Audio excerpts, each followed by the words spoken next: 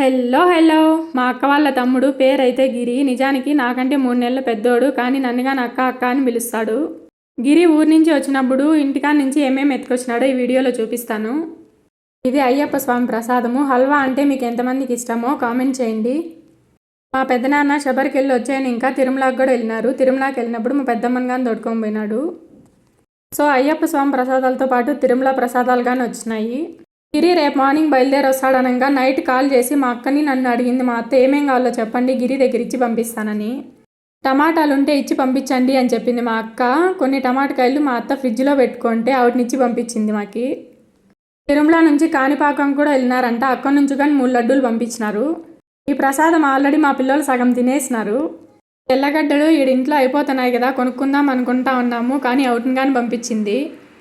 ఇవి రేషన్ బియ్యము ఇంటి దగ్గరే మలిచేసి పంపించింది, మేము మళ్ళీ మలుచుకోలేమని. Bye bye.